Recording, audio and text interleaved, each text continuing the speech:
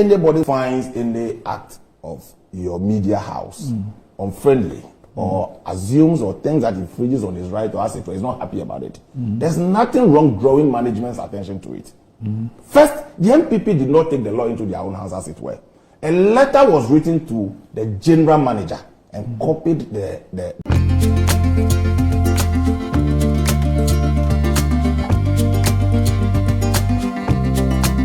ma esi ye ewo UTV ne abusia kame ese asemwe die jibe na kakra ansa asemwe ebetwem esase enna no ekwa nanimu no na chese asem no nso ye hyemu kena na obia na se nipa dodo a wo mo akasa ede afasa asemwe hu ne se bebre na na wo mo ekasa ede ti asa asemwe nanso mrahye bedwani ede ma English ama from abato empeso eso metre yenra Sylvester Tetteh wono de wotwemu se asem no wo hu hwe wo hu boni bia wo mu na wachemu de nti a ono ehu ne se boni bia enisa ensemwe ehu abusia ka kum ye gine kwakwa no nti yenkonkoti nsem no emfi wono ane ho.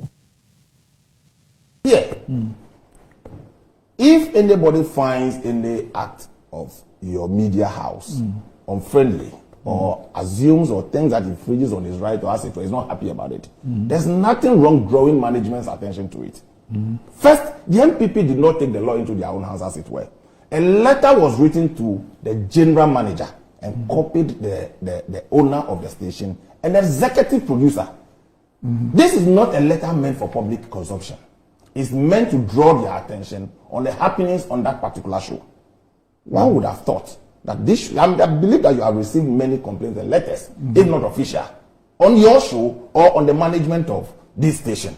Do you bring them to the public for discussion? No. If the NPP wanted this matter to be discussed in the public, as my friend A+ did, it would have been an open letter to the public, or could have taken it up to that extent. Let us also look at professionalism in the way we handle matters. These are confidential letters sent to management, drawing their attention.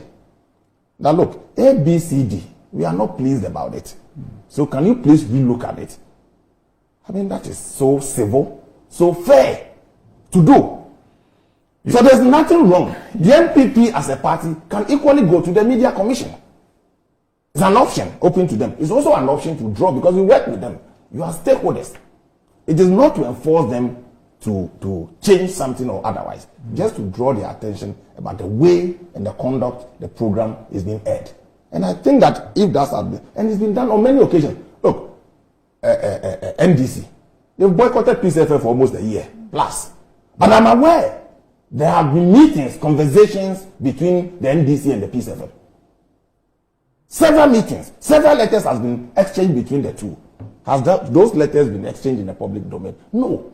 So professionalism, ethically, I don't think it's fair that this letter, if you come in the knowledge of any communication to that effect, it should be brought to the open and shared it in pieces, insulting, accompanying that. Randy, I'm not too sure journalistic standards include insulting. It does not. But look at the language accompanying even tearing the papers. And that's unfortunate.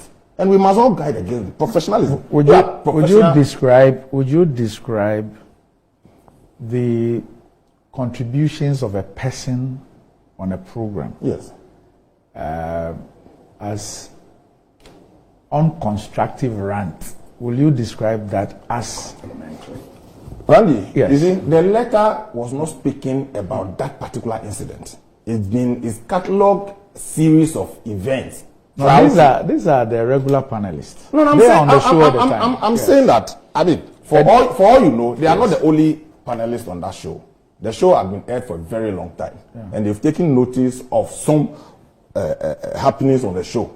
So perhaps it might not be personally directed about the one who spoke. No, these are the regular panelists. No, they are the regular panelists. Doesn't mean that they are the only panelists on the show. Okay. They could be regular, but there are other panelists on the show. So the insult and the things they're referring to, I think that they are just drawing your attention to it. So it is up to you, the host. Look, why is it that when you sit on this show, you allow us to use intemperate language on the show? Especially about people who are not on the show regularly. You don't do that. To the extent that when it gets to that stage, you take a position to indemnify yourself from the statement, as it were. So there's nothing wrong drawing executive producer's attention to some rant, insult, in-template language being used on the show. I mean, it's civil to do that. The political party thought it wise that, look, I don't have the law in my hands to do anything except to draw your attention. If it goes beyond that, then the next option is to go to the Media Commission. And the Media Commission has a mandate to look at settlement of complaints and matters of this nature.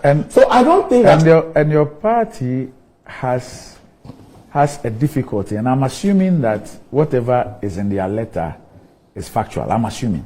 Of course, I mean, it's a complaint. I'm saying that I'm assuming. Right. On the basis of that assumption, your party is worried that intemperate language, unconstructive rants, and outright insults are directed at your Ashanti regional chairman. Your party is worried about that. You've mentioned 3 gentlemen. You mentioned the president, including your Ashanti regional chairman. Your party is worried about that. But if the party is worried about it, Randy, you may have your disagreement with it. No, I'm just asking you because you stated it. Yes. Why are you not talking about the president? Why are you not talking about the vice president? No, I was going to go there. You're going to go there? Yes, I was so if they put the president on there, insult the president by the letter, insult the vice president, insult the regional chairman, Randy, is that the culture of professionalism we want to exhibit in this country?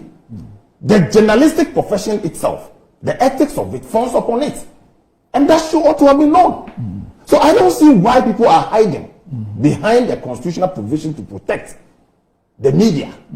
It doesn't include insult. That is why the same constitution mandates a commission to look into the conduct and the standards of practice. And that has been done. So I think that, look, for the entry of the station by the young men, it is condemnable by all standards, and the party has done so. But I think that the media house itself, by leaking this letter to its panelists, they have not even responded to the letter to the NPP, as it were. Then you leak the letter out. Why do you call it a leakage? But the letter is meant for a specific group of people. So anybody outside this, when he has it, it's a leakage. So if you receive a letter, if you receive a letter. So let me tell you something. If I were the executive producer of the program, and I received this letter, I would draw my host attention. Not on the show. No, just hold on. Not on the show. No, just haven't you received letters before? Let me. I'm aware you've received letters from corporate institutions in this country. Do you discuss them on show? Just hold on. No. Just hold on. I will draw the host attention to the contents of the letter. Right. I could even send a copy of the letter to the host, because the complaints that I have received are directly targeted. Randy, you are a senior management person. Randy. You are a senior management person. Please, don't go there. You are a senior management person, Randy. That you received this letter, complaint about your show. Can you be a bit? I think that you should discuss the management meeting. Can you be a bit tolerant? I am, but I'm just be a bit tolerant. I'm saying that if I receive a letter like this as the executive producer of a show, there is no way that I will not make the contents of this letter available to the host of the program. And if I have a regular panel, to make it also available to them. That this is the view of this particular body.